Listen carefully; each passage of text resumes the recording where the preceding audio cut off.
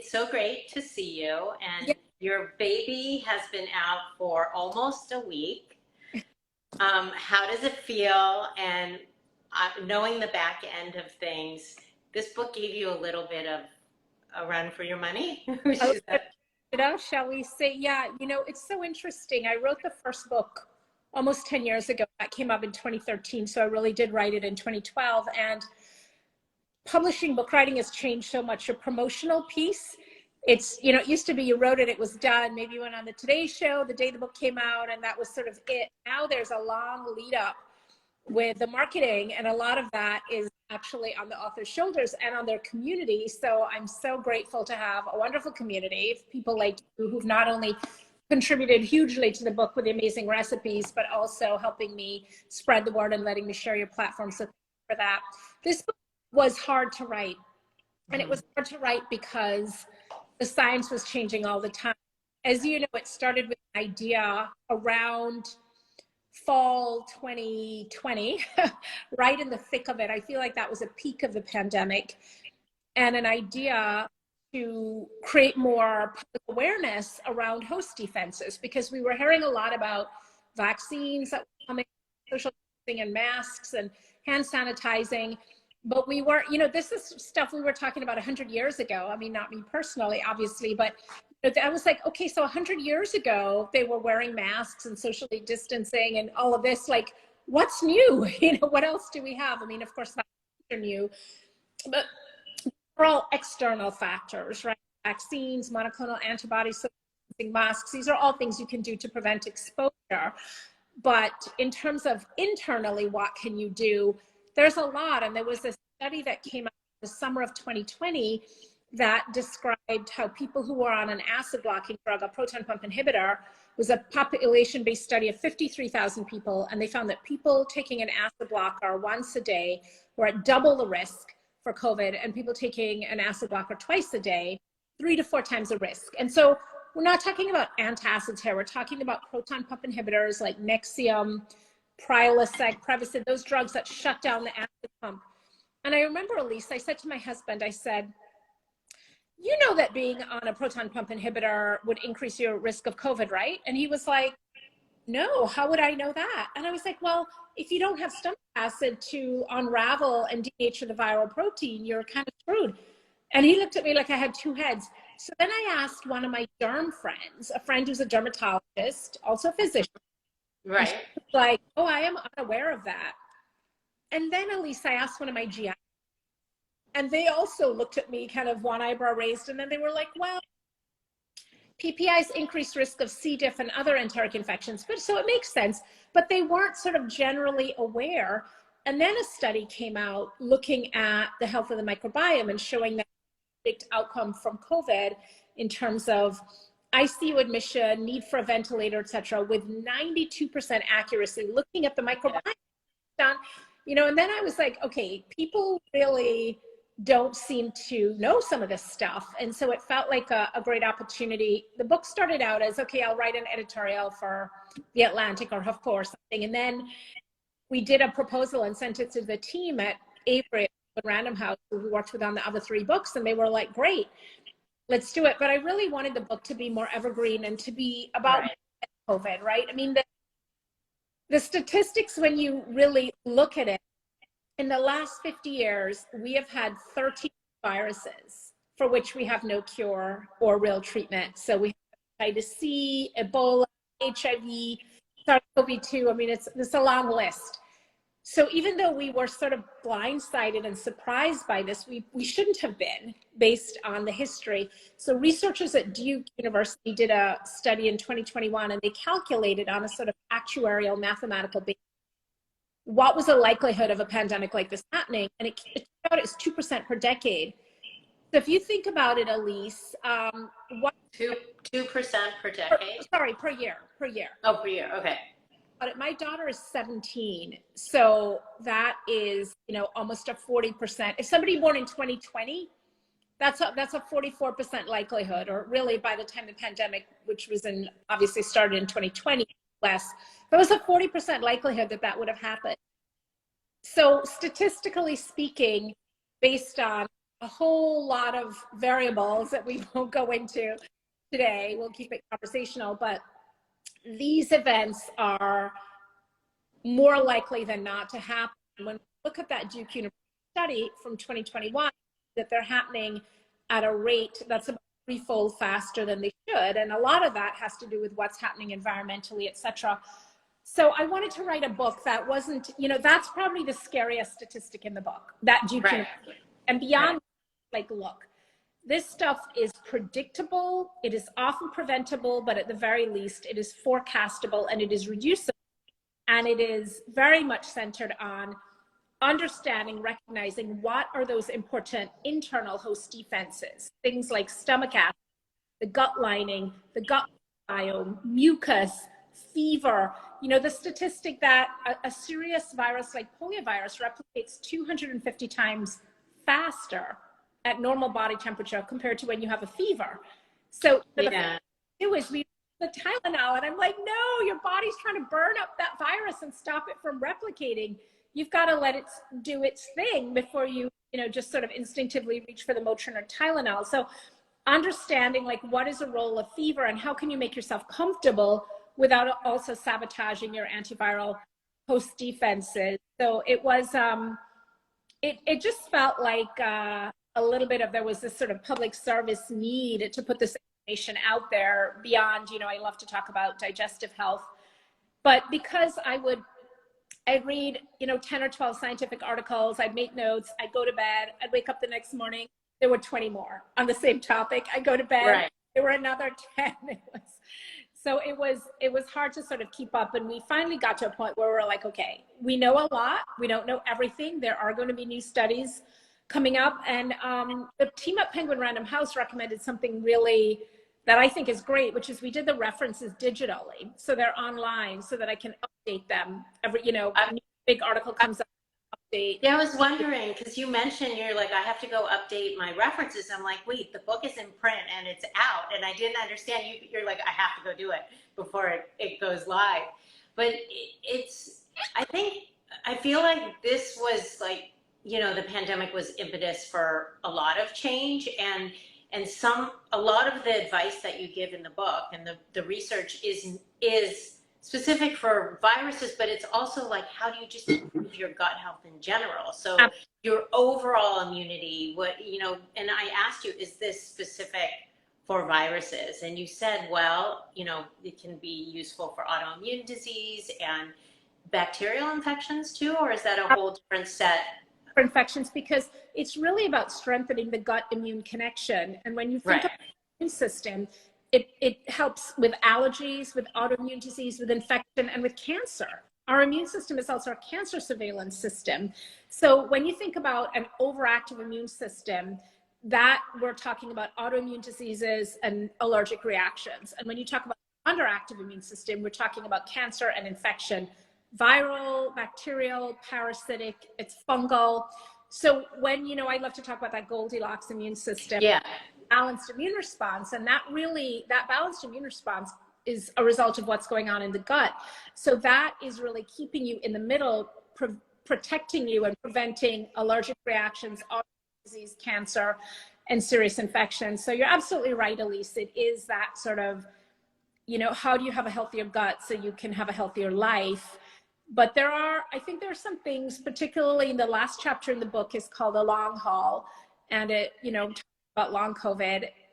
But I think I also, by talking about the fact that we have a lot of experience with other post-viral syndromes, I mean, if we look at something like ME/CFS, previously known as chronic fatigue syndrome, that's turning out to be in large part a post-viral syndrome for E and other viruses, human herpes virus 6.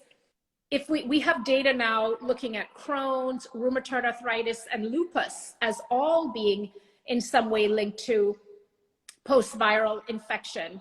And so we have a lot of precedent. We have things like chronic hepatitis, we have mono. So we know about what can happen and how viruses can continue to exert an effect on our body long after the acute infection is gone. And we know that for a lot of these viral infections, that begins in the gut. The virus induces something called dysbiosis, that bacterial imbalance. and we've seen it with SARS-CoV-2. We know that when SARS-CoV-2 binds to those ACE2 receptors, and again, 100 times more ACE2 receptors in the gut than in the lungs, when it binds, it can induce changes in the gut microbiome, and those changes can be long-term correlated with things like brain fog and fatigue, etc. Now, it's not the only contribution, right? For sure, there are other things going on neurologically, and you know, in terms of angiogenesis and growth of blood vessels, etc. But as I always say, you know, what's the worst thing that can happen if you improve your gut health?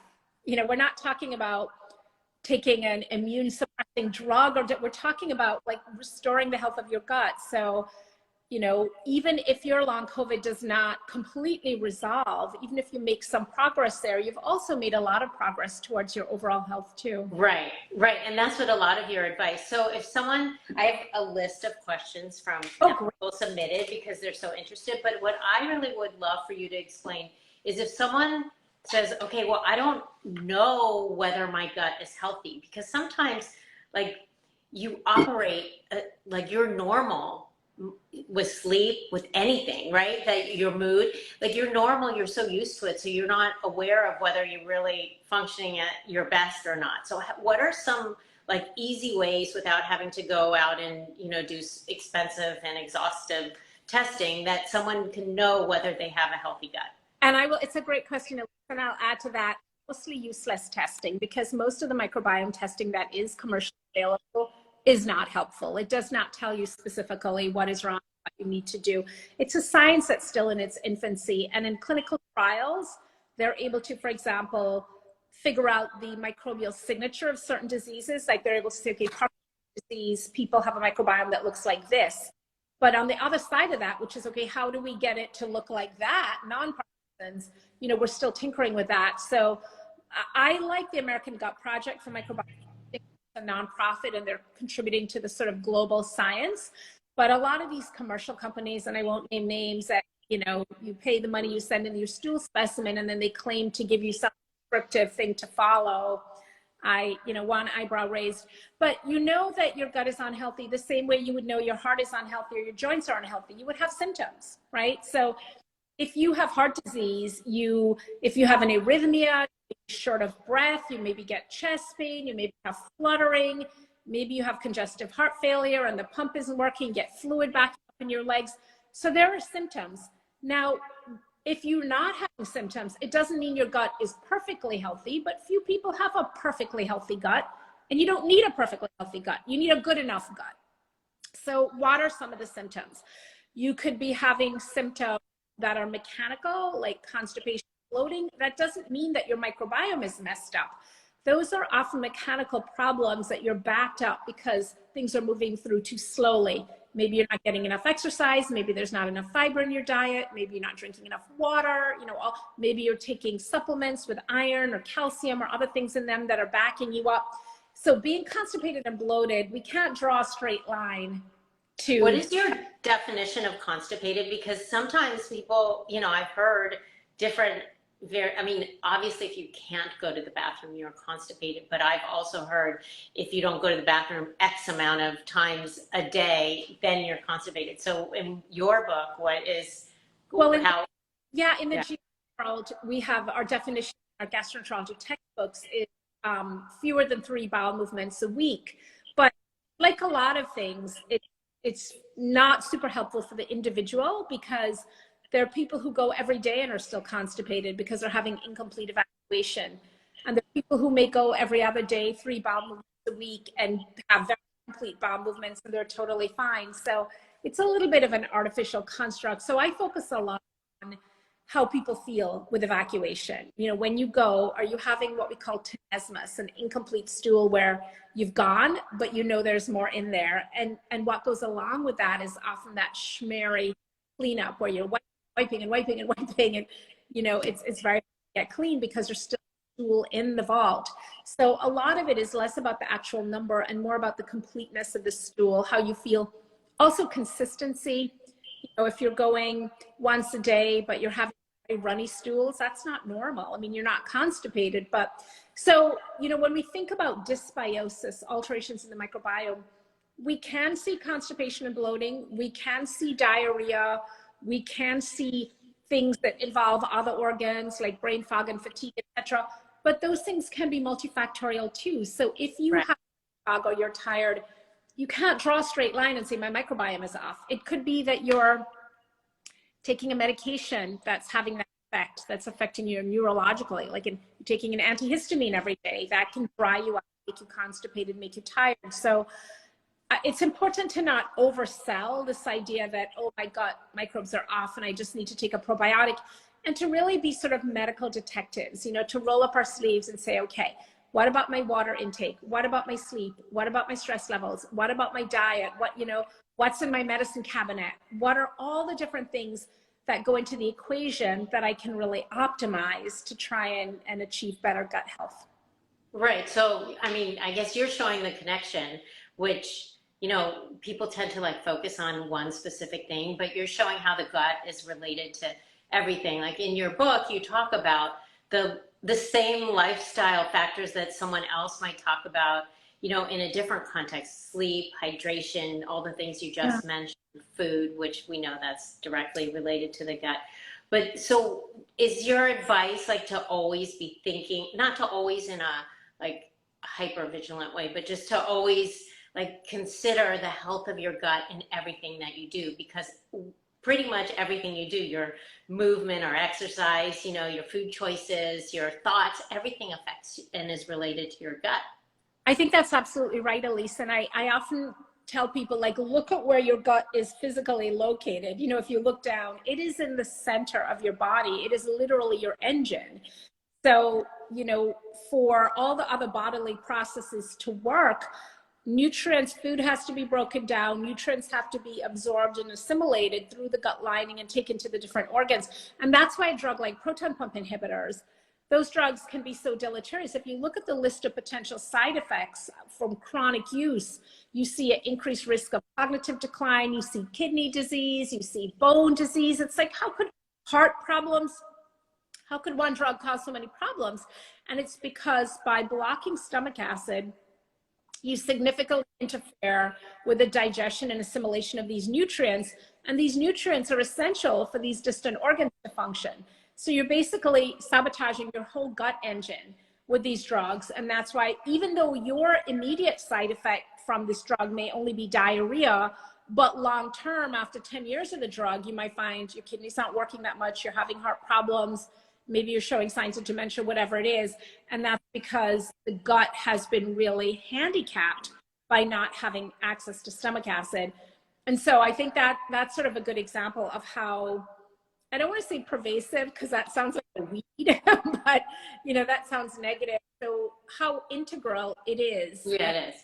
You know, hence that term integrative gastroenterology. Like we tend to practice medicine that way. You know, it's like, oh, I'm an orthopedic surgeon for the pinky finger on the left hand, and that's all I do.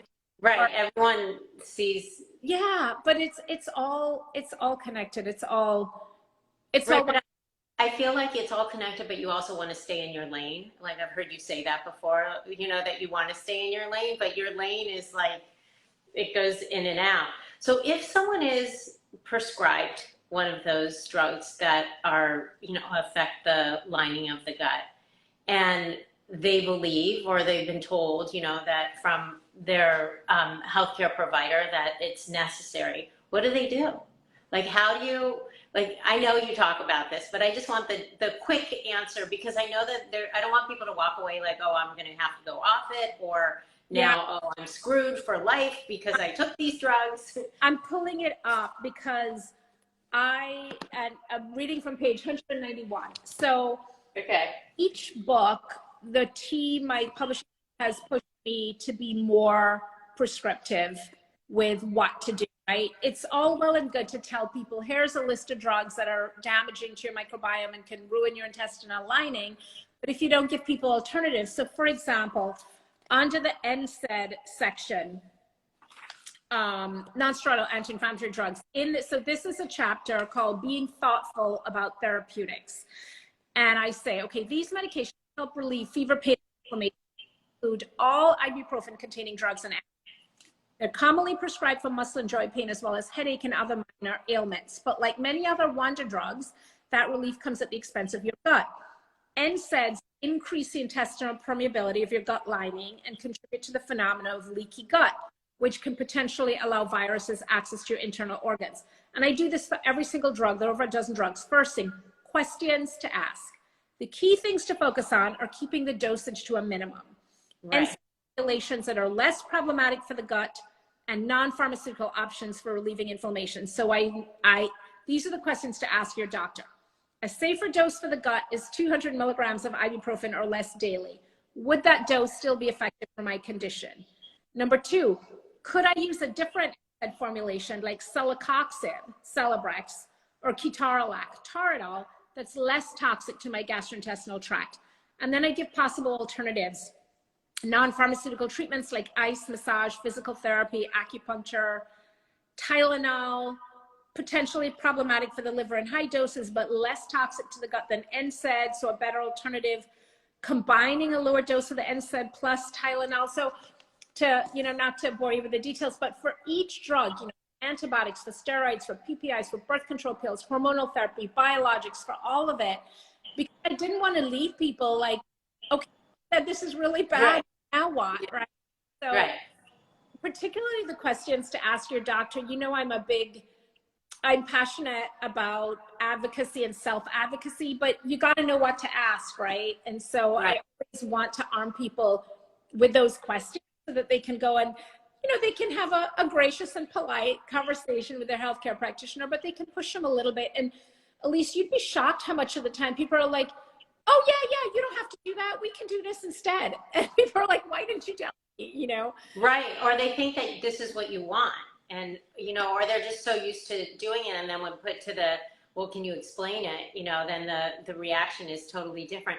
I think what you said is really important. As long as you're like, gracious about it and like open to hearing their why, and then you get to make the decision, oh, this is the right thing for me, or, maybe we can follow a different path. And the other question I always tell people to ask themselves, whether it's with food or like a thought, is just, is this true for me now? Because sometimes you've been on something for so long and it helped with the circumstances and what was going on in your body then, but is this right for me now? And you can do that with anything, any habit, with any medication. Relationships.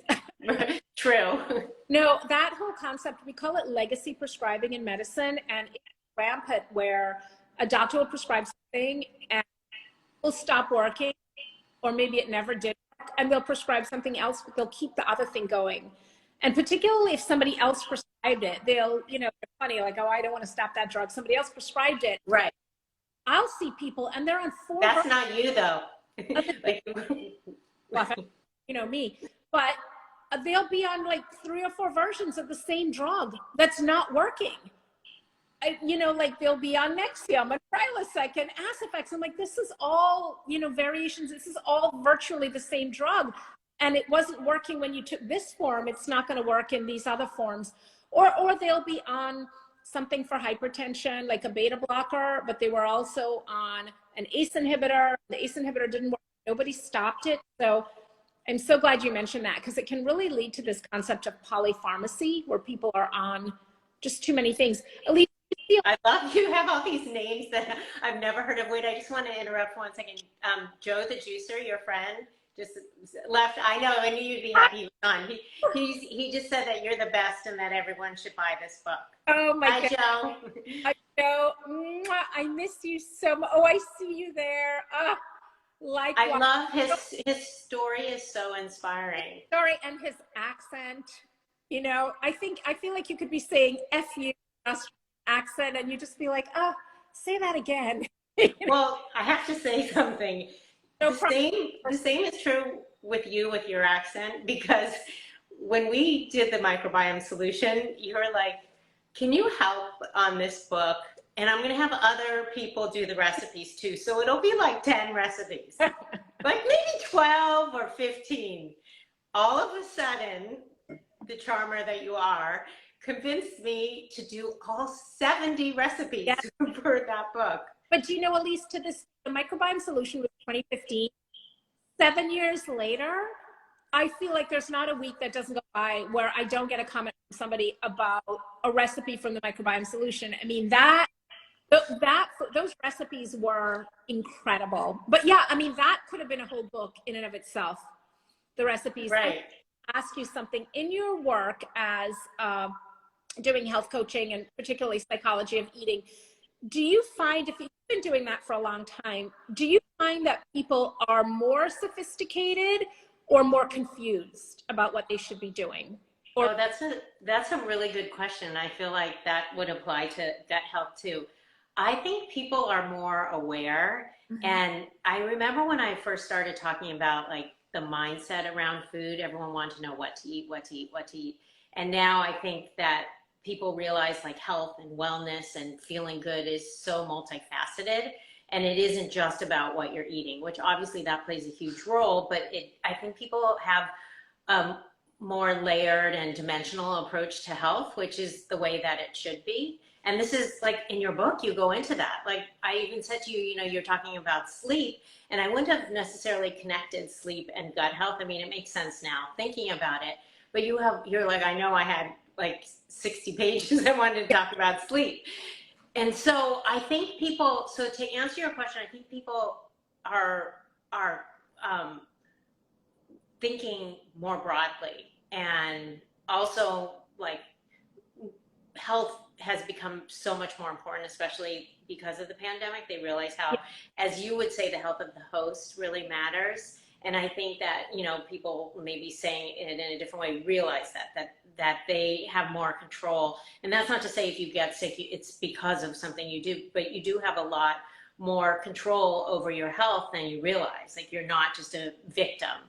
But then to answer, are people confused? I think it probably depends on the person, but it's such a confusing, like there's so much information. And I think that for people who tend to overthink, I'm an overthinker, so I can say that, you know, it's super confusing. Like what's the role of carbs, of meats, of, you know, even those basic questions. I think a lot of people are still not confident with their choices because a lot of commercial, I think too. I saw in the feed this morning, or maybe yesterday, about these organizations that claim to be organizations, these nutrition organizations that are really fronts for the food industry. And there was an article this morning about one of them. I think it's IFIC. I heard about it in Gut Bliss way back then in 2013, and I was so worried I was going to get sued by Monsanto because it's one of these organizations that claims to be like a microbiome profit, but it's supported by, you know, Monsanto and all the other companies making foods. And it you know, it's doubly dangerous because you think this is some sort of advocacy health organization. And so they were saying how, you know, these organizations that are often putting out misleading, downright inaccurate information, it's like highly processed dairy, etc. And they're all supported by the food industry, by folks who are making really sort of non-nutritive foods, if you will. So I think there's such commercialization, not just of the supplements, but of the food itself. Even of, if you think about even like apps to sleep or meditate or what else, right? So everybody's competing for your money and everybody's investing in marketing for their product. And so much of that marketing is masquerading as science. So I think that for people who are aware and are, you know, purveyors and consumers of information.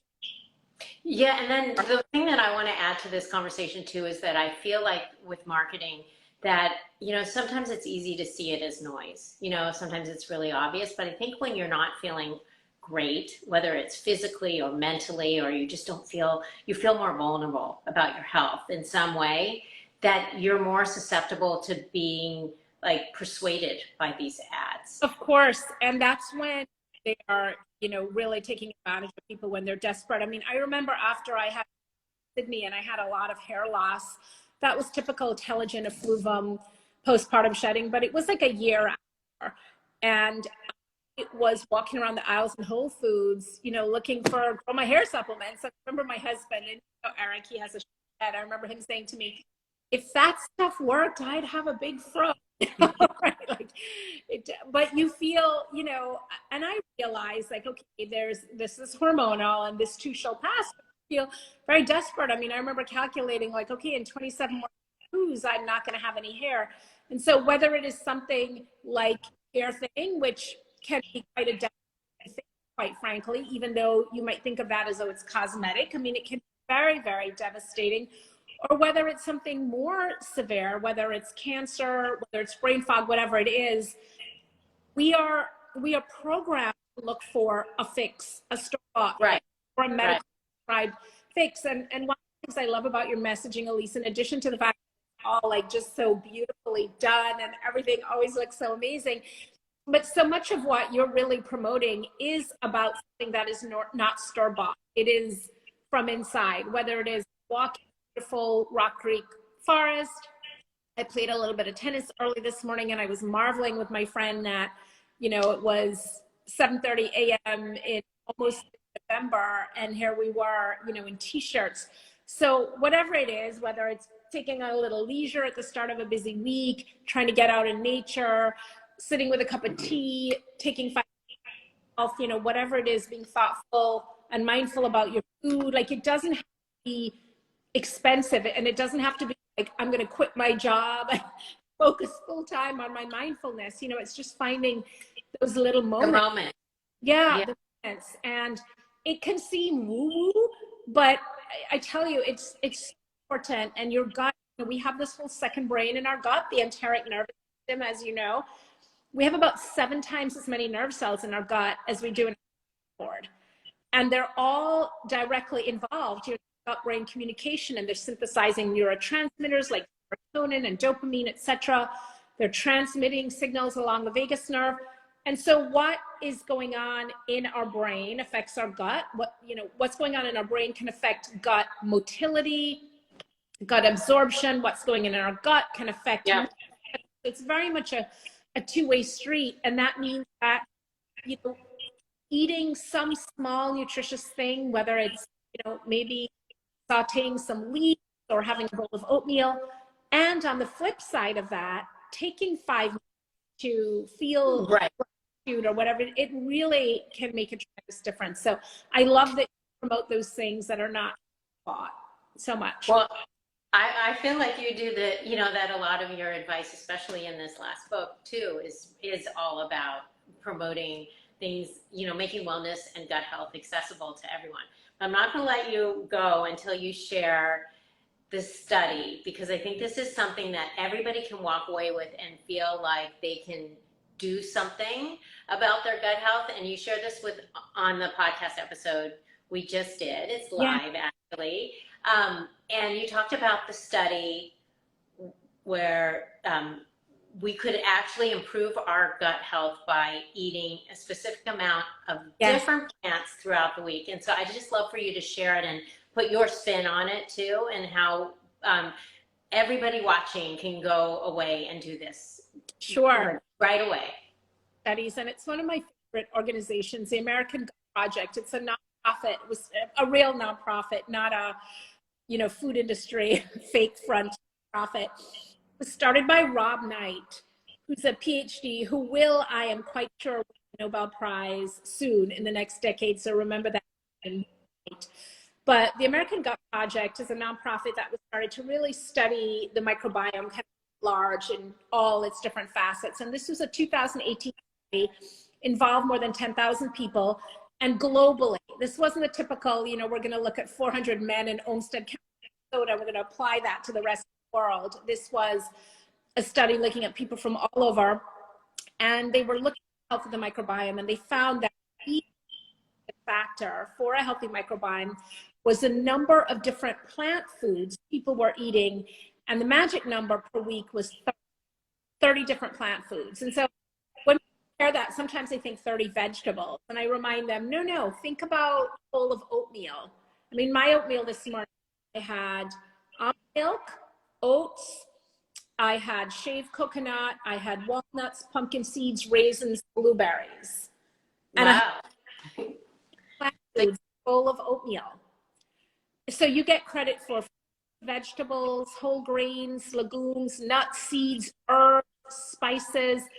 I made this chai tea, and it has coconut milk, the black tea. It has cardamom, nutmeg, cinnamon, cloves, and honey. It has 7 plant foods. So you're already halfway to your weekly For my in one, yeah, on Monday morning at noon or Monday at noon.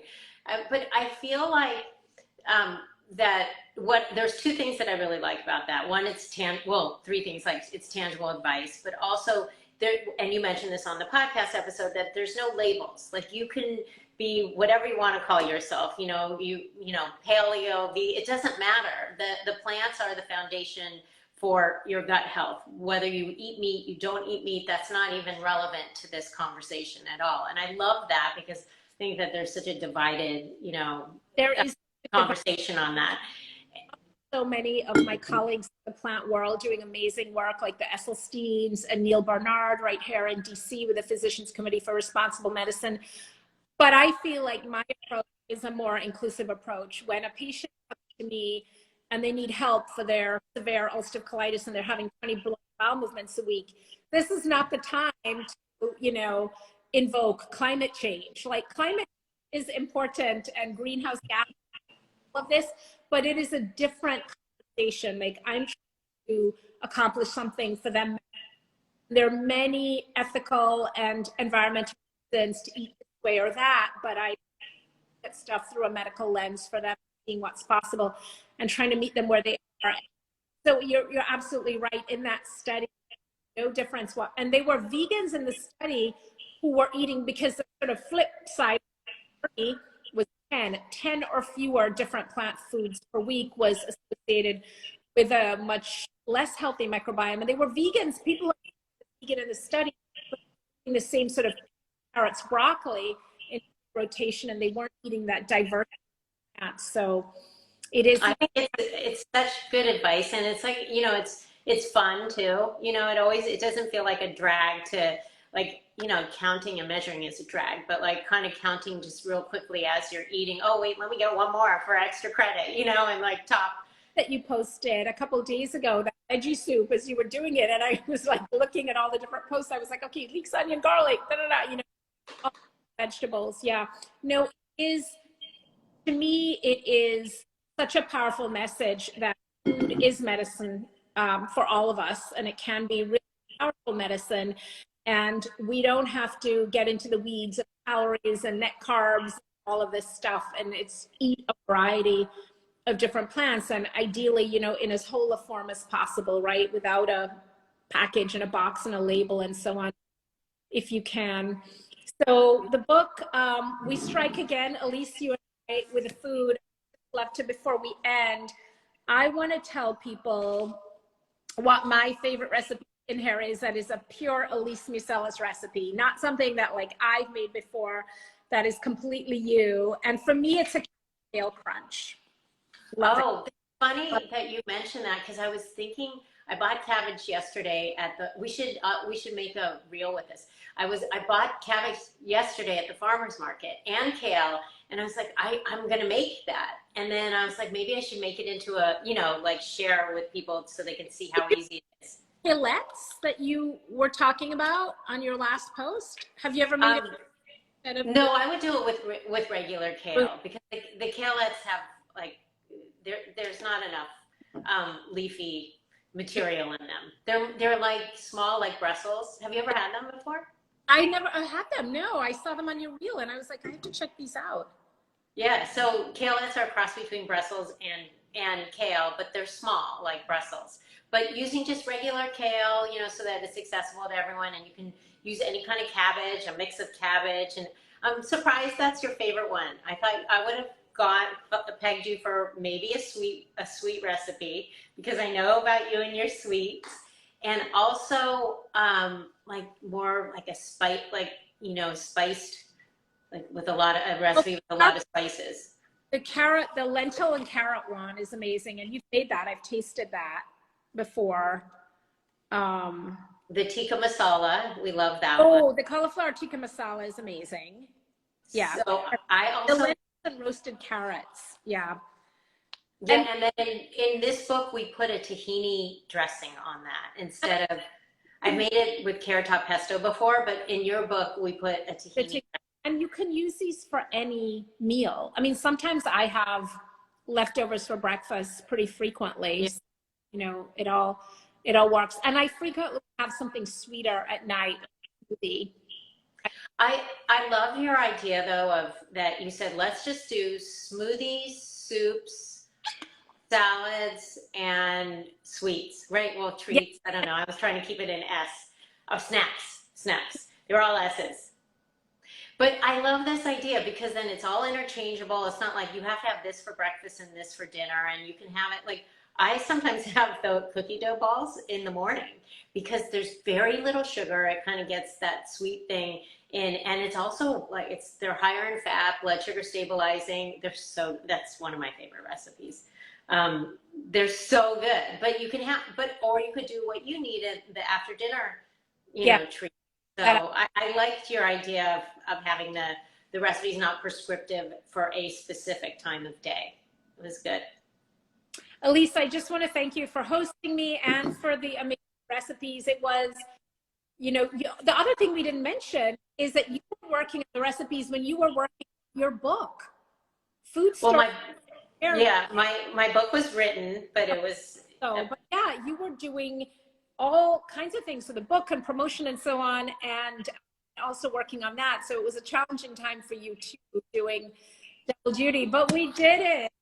I know your book is amazing. Everybody, I don't do these lives all the time, and it's not just because I know you. This book is fantastic. I mean, I don't know. I love all your books, but I feel like I love this book right now. This is this is the advice that so many of us could use. And the best part for me is that, you obviously have a very scientific, background, and you're reading all these studies and the research, but you break it down in a way that is so accessible for all of us to just follow. You don't need a scientific background to understand, and you can start doing it right away. And I said this to you before, many of these things don't cost anything and they're available to everyone. And that's the best kind of advice, Yes, it feels like a useful book, which is, you always want that adjective to come up on the list of, I mean, you want it to be well written and entertaining and all of this, but particularly when you're in that